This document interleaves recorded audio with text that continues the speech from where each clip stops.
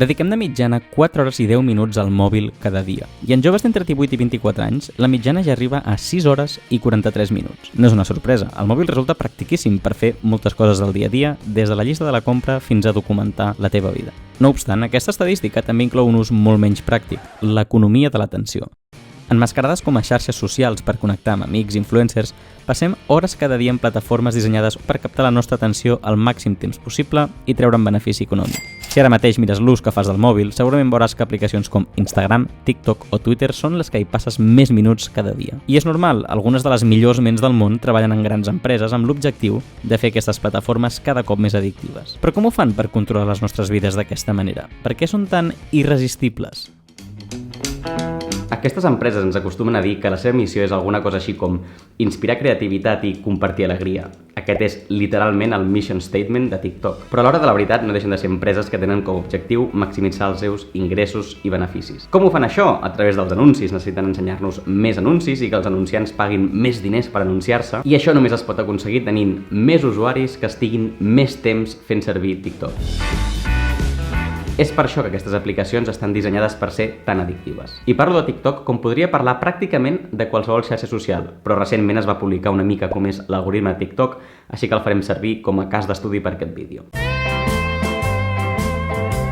La intel·ligència artificial de TikTok està dissenyada per crear perfils a tots els usuaris i ensenyar-nos contingut rellevant. Podem pensar en teories de que ens escolten o ens rastregen a través del mòbil, però la veritat és que només amb la manera com ens comportem dintre la seva aplicació tenen prou d'informació per conèixer-nos i crear aquest perfil. L'aplicació analitza literalment tot el que fas, quins vídeos mires, quants segons els mires, on dones un like o un comentari, en quin vídeo llisques per veure quin era aquest usuari que ha penjat aquest vídeo i mirar algun vídeo més seu. I amb tots aquests milions de petites accions va perfeccionant el teu perfil.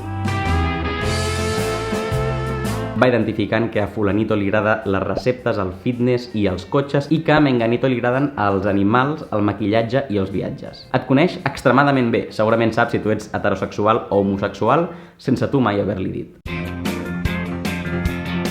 Un cop tenen tota aquesta informació, és aquí quan els usuaris ens convertim en el producte de TikTok. Aquella famosa frase de si tu no pagues pel producte, és que el producte ets tu. TikTok pot anar als anunciants i dir-los que per tants euros jo els puc ensenyar aquest anunci d'una colònia a usuaris que els agrada el maquillatge, estan en l'adolescència i són fans d'Ariana Grande. Això com a anunciant és superpoderós. Quan l'alternativa és posar un anunci a la tele que no saps ben bé qui el veurà, pots intuir que si el passes a l'hora del Sálvame el veurà un tipus d'espectador i si el passes a una hora d'un Barça-Madrid ho veurà un altre tipus de persones, però ben bé no coneixes aquest perfil. TikTok et garanteix aquesta audiència. Perquè aquest negoci de TikTok acabi de funcionar necessita una cosa molt important i és que passem més temps a l'aplicació. Com més temps hi passem, més ens coneixen i més anuncis ens poden ensenyar. És aquí on entra en joc l'algoritme. TikTok ens ha d'ensenyar constantment vídeos molt guais, que no ens puguem resistir i vulguem seguir mirant vídeos. Aquesta famosa sensació que no saps quant de temps portes a l'aplicació. L'objectiu no és que veiem el que volem, sinó que ens hi enganxem. El que fa l'aplicació llavors és valorar tots els vídeos que es pengen, com si els donés una nota a cada vídeo. Com més likes, comentaris, visites, durada de les visites, més puntuació té un vídeo. L'equació de fet seria una cosa com la que estàs veient en pantalla.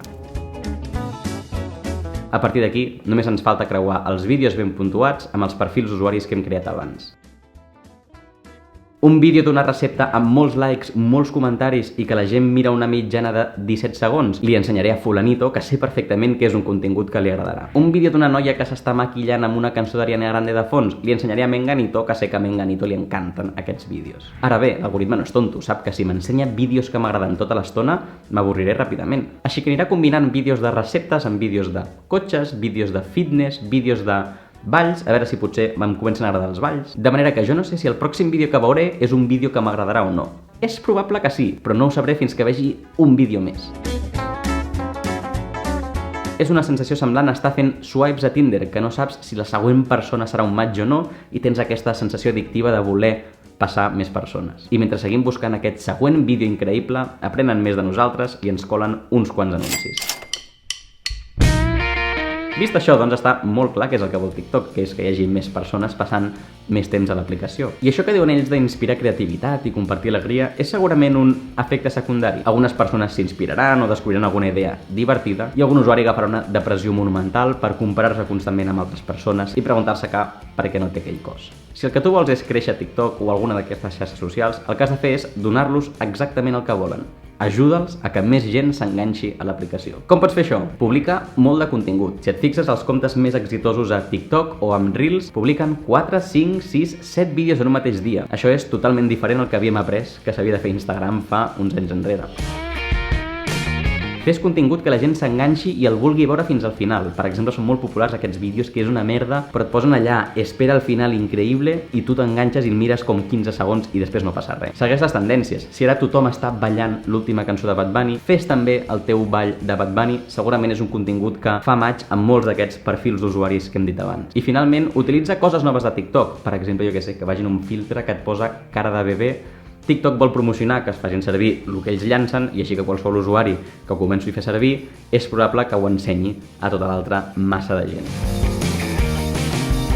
I fins aquí el vídeo d'avui. Crec que ja tens prou informació, ara ja fes el que vulguis amb aquesta informació. El que jo puc demanar és que si vols passar més temps de YouTube, pots mirar altres vídeos al canal, potser treus alguna idea interessant.